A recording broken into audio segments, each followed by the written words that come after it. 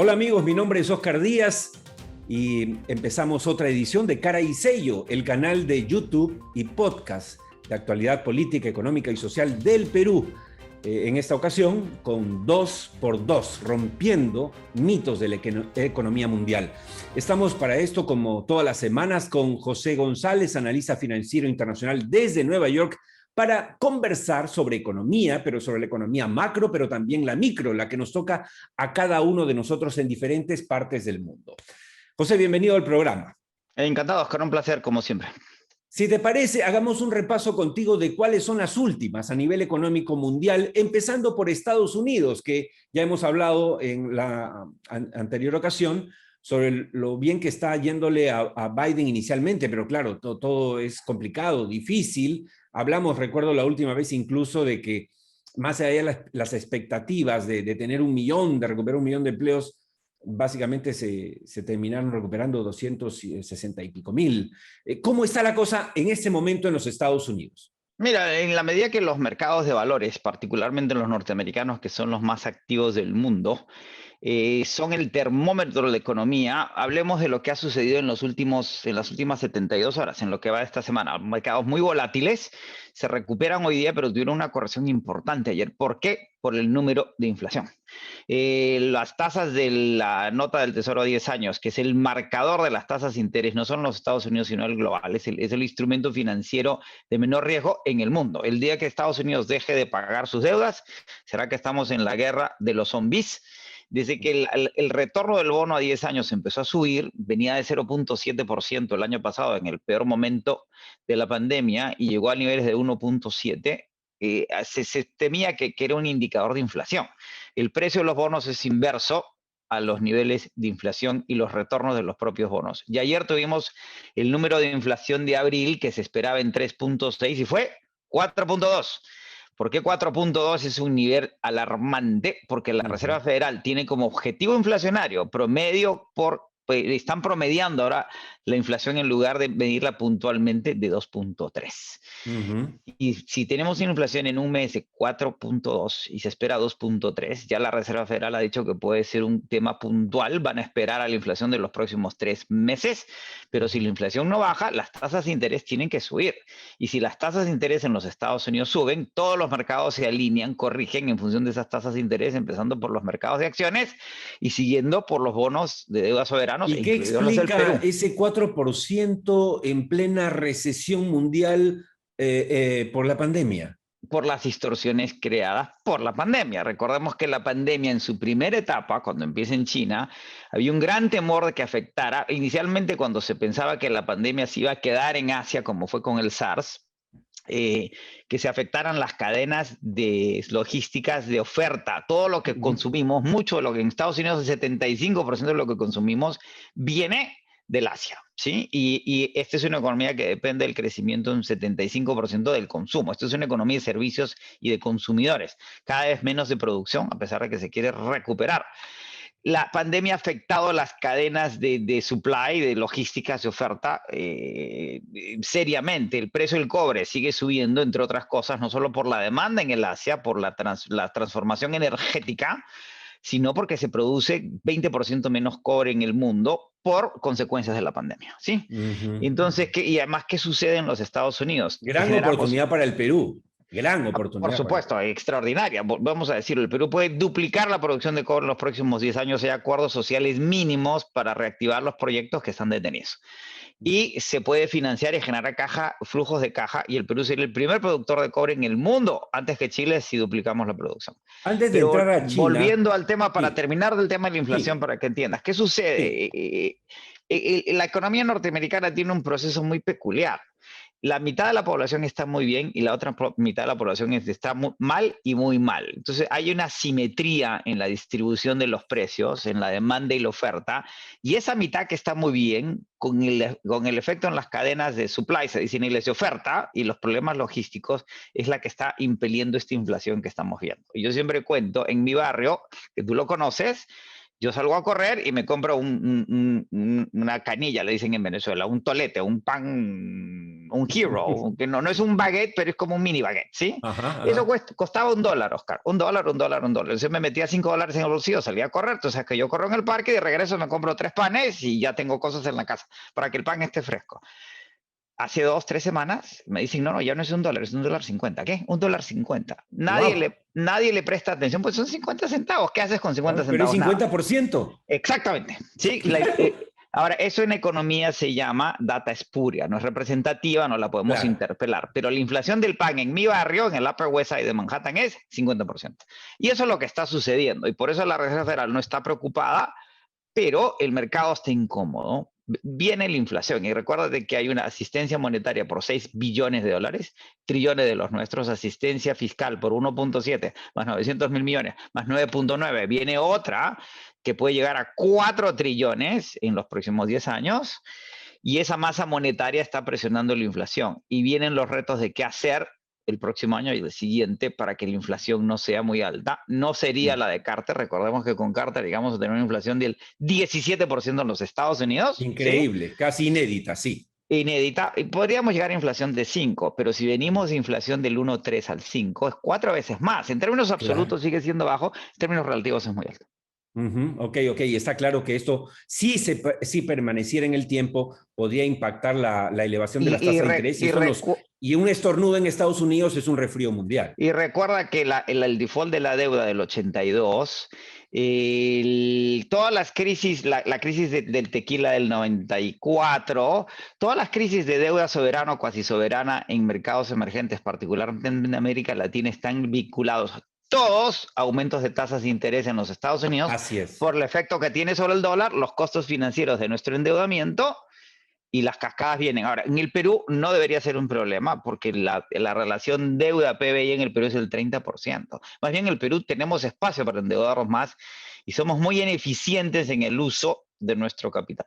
A eso quiero aterrizar luego, porque, digamos, para compartir con los amigos que nos siguen en el canal de YouTube de Cara y Sello y en Spotify, vamos a empezar hoy en 2x2, rompiendo mitos de la economía mundial con José González desde Nueva York, hablando de Estados Unidos, vamos a pasar a China, a Europa y vamos a aterrizar en América Latina y en el Perú, pero siempre que estamos hablando, como hemos hecho ahora, lo conectamos obviamente con la realidad peruana, porque si nos quedamos en las cifras, en la macroeconomía, obviamente no sabemos qué tanto nos toca.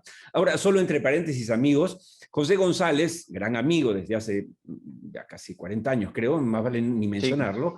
Bueno, exacto. él habla del parque, su parque es el Central Park, él vive a media cuadra del Central Park y lo corre. Es decir, no es teoría. Yo a veces trato de alcanzarlo cuando lo visito, pero es difícil. Tengo Pero seis maratones de New York así finalizadas. es. José, un dato, digamos, como llamaba Enrique Sileri, para color local. El New York Stock Exchange, donde se transmitía, entre otras cosas, el programa Globo Economía de CNN, que te ha invitado de manera recurrente, dirigida por el colega José Antonio Montenegro, y en el que yo he tenido la oportunidad de estar en una ocasión hace 2 años, y Correcto. que estuvo justamente, coincidimos, ¿no es cierto?, que estaba de visita también antes de que se cierre, antes de que llegara la cuarentena. En marzo del año 2020 estuvo entrevistado Roque Benavides, gran Sí. conocido de todos. Fue el último entrevistado en vivo en el estudio dentro de Wall Street, amigos. Dentro Y de el, Wall y Street, el en avión CNN. y en el avión en que tú saliste de Nueva York fue uno de los últimos en salir de la isla. Una semana después de que tú te fuiste, se cerró el aeropuerto. Así es. Dime, ¿se ha recuperado la vida en el New York Stock Exchange? Para que lo sepan los amigos, es este lugar famoso en todas las películas que vemos, ¿no es cierto?, de Mendigo a Nueva York, miles, que es donde se mueve, es el corazón financiero del mundo. Este lugar estaba cerrado desde el inicio de la pandemia. ¿Ya se abrió? ¿Se va a abrir? Se ha abierto parcialmente con condiciones de sanidad, de distanciamiento social muy estrictas, siguiendo las guías de la CDC, y se está empezando a abrir sistemáticamente. El alcalde y el gobernador el alcalde de la ciudad y el gobernador del estado quieren abrir la economía completamente en julio y en agosto, completamente en el sentido de levantar las restricciones porque ya estamos llegando a los niveles críticos de vacunación en la ciudad.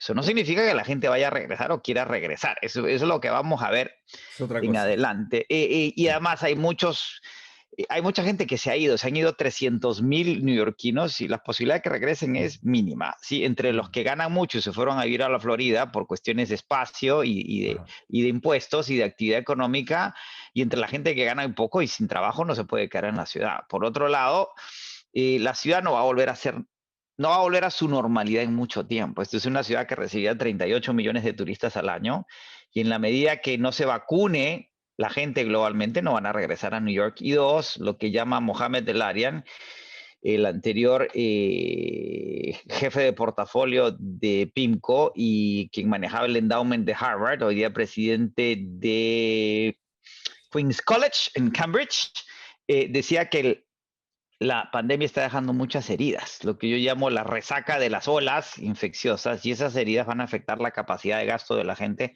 por mucho tiempo. Y recuerda que de esos 38 millones de turistas, la De mayoría Nueva York. de turistas que venían con presupuesto, con tarjeta de crédito, Ahora con quedan plan de dos. viaje.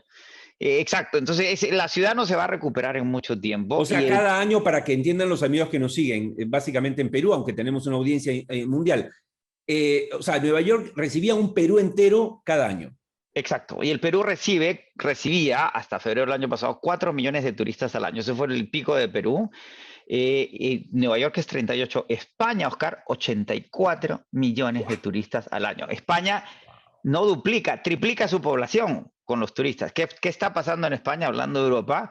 No hay Sí. 84 millones de turistas y el problema es que el daño a la clase media, que es lo que dice el Fondo Monetario Internacional, estamos rebotando, nos estamos recuperando, pero la clase media se está encogiendo dramáticamente y más en los mercados emergentes y eso tiene impactos de largo plazo serios y eso además tiene reflejos sociales y políticos que los estamos viendo en José, ¿esto elecciones, en quiere decir que protestas a se nivel viene una global. economía tipo posguerra? No, se viene una economía singular. Este año estamos creciendo en los Estados Unidos. Según el Fondo Monetario Internacional, si no me equivoco, es 6.3. Según la banca privada, podríamos llegar a crecer hasta 7, 8, 9. Incluso hay quienes hablan de 10. Es un poco optimista, pero ok.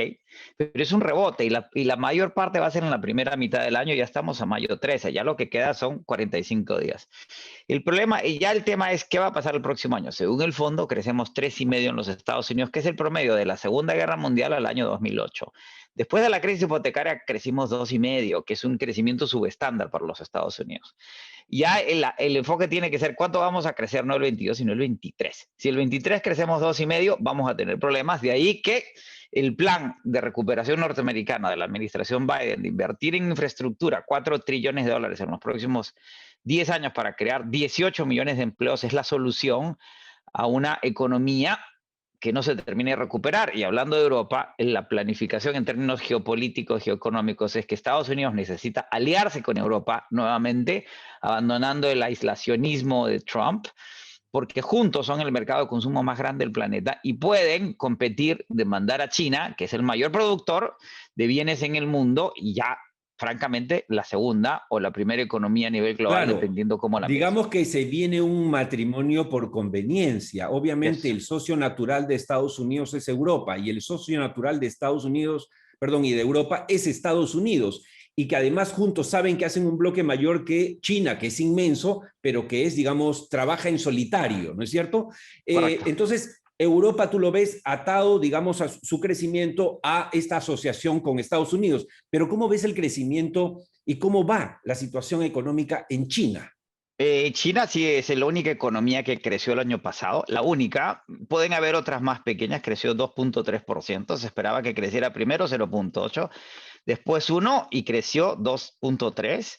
El dinamismo de la economía china. China tiene las condiciones ideales para crecer porque tiene una clase media que se expande, por lo tanto tiene consumo, tiene producción y tiene financiamiento. La economía china en términos de balance de pagos es una economía muy saneada, a diferencia de los Estados Unidos, que el déficit fiscal se nos acaba de ir de 7 puntos del producto a 18, casi En el 21. mundo realmente el único que tiene cash es China. Claro, porque China tiene las dos cosas, produce y consume, y su clase media se expande. Esa es la condición del desarrollo. ¿Por qué el Perú no termina de desarrollarse? ¿Cuándo se desarrolla un país, un Estado-nación? Cuando invierte sus propios recursos financieros en sus propios recursos productivos. Cuando el Perú se hace un préstamo de fuera, paga los intereses, es la riqueza que creamos. El principal es el principal, ¿sí? Entonces, pues yo para producir intereses tengo que trabajar y producir. Entonces, cuando se los pago a alguien fuera del Perú, estoy exportando la riqueza que estoy generando. Cuando me Claro. endeudo domésticamente, parece un círculo vicioso, pero no, es un círculo virtuoso, ¿sí? Y eso tiene China y los Estados Unidos no. Los Estados Unidos tienen condiciones tan singulares que Estados Unidos tiene un acuerdo de defensa con Taiwán. Si China invade Taiwán, Estados Unidos se tiene que prestar dinero de China para defender a Taiwán, ¿sí? Porque no tenemos caja para mover los portaaviones. Cada vez que se mueve un portaaviones nos endeudamos, ¿sí? Claro, claro.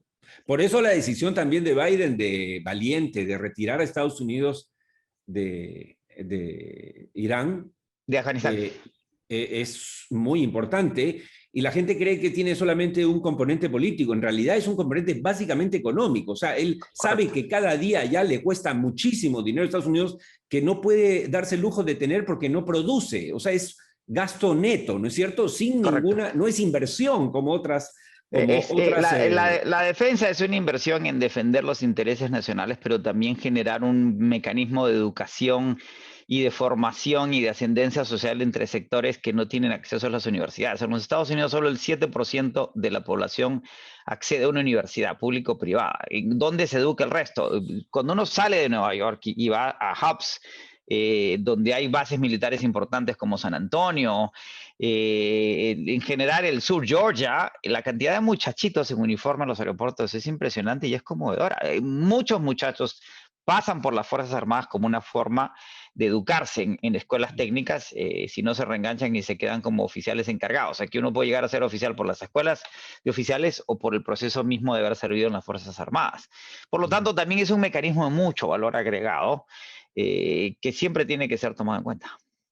Aterricemos antes que nos gane el tiempo en 2x2 en cara y sello, en Latinoamérica. ¿Cómo estamos ahorita en Latinoamérica? ¿Cómo lo ves desde Estados Unidos? Estamos rebotando. Recuerda que el rebote a nivel global es más importante en los mercados emergentes que en los mercados desarrollados. Sí, Pero sí. ¿Y ese Perú sigue siendo el rebote, que más va a rebotar en esta claro, coyuntura? a eso voy, pero ese rebote está muy vinculado al Asia. No es solo China, era India. Vamos a ver cómo termina después de esta terrible ola de infección que están viviendo. El sudeste asiático en general está rebotando, es muy robusto.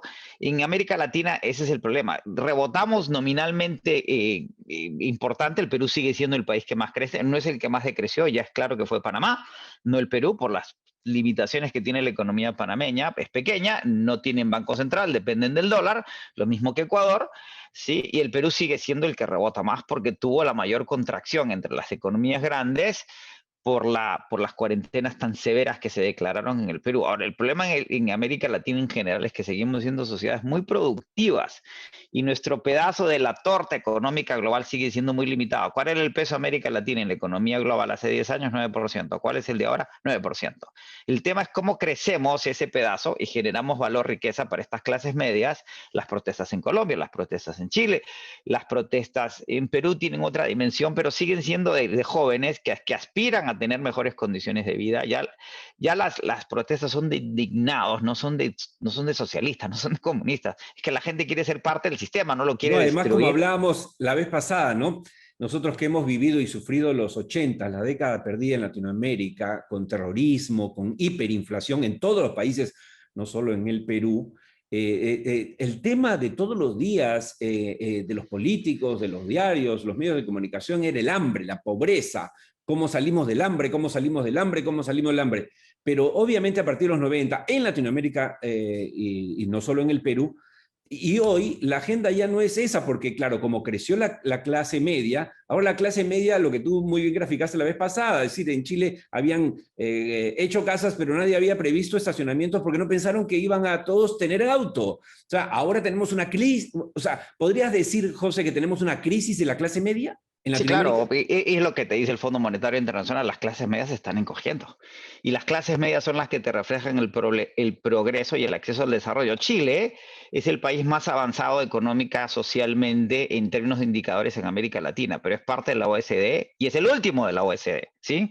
El gran problema de Chile es que entró a jugar a las Champions y no está preparado para la Champions. Entonces, si Chile tiene ese reto, lo tenemos todos. Y en el caso del Perú es singular, porque somos el país más solvente de América Latina. Tenemos la mejor posición fiscal, la mejor posición en balance de pagos, la mejor posición de deuda contra Producto Interno Bruto. El reto para gane quien gane la elección el 6 de junio y para el Congreso que entra es utilizar esas ventajas competitivas de cara a un turismo que no va a reaparecer, sino si seguimos las indicaciones de Bill Gates hasta el año 2023, y va a ser paulatino, progresivo, ¿cómo utilizamos esos recursos para favorecer a la gente en esta cosa que llamamos sensibilidad en lo social, racionalidad en lo político, pragmatismo en lo económico, para asistir a la gente y que no se sigan cogiendo la clase media y sigamos avanzando hacia adelante? Y eso José, demanda, en el marco de la pandemia, solidaridad como un contrato que tiene que ver con el mejor uso de los recursos que tenemos para favorecer a la gente. sí, siempre un placer hablar contigo y siempre queda corto este tiempo, pero nos vemos todas las semanas, así que no hay problema. Gracias a José González desde Nueva York. Esto fue todo por hoy en 2x2, rompiendo mitos de la economía mundial, aquí en Cara y Sello, el canal de YouTube y Spotify. Así que es podcast de Spotify. No se olviden, nos encontramos en cualquier momento, hoy, a cualquier hora, donde quieran ustedes en su celular, simplemente entrando a YouTube o entrando a Spotify para escuchar Cara y Sello. Nos vemos en cualquier momento y recuerden, estamos atentos para encontrarnos, salvo mejor opinión.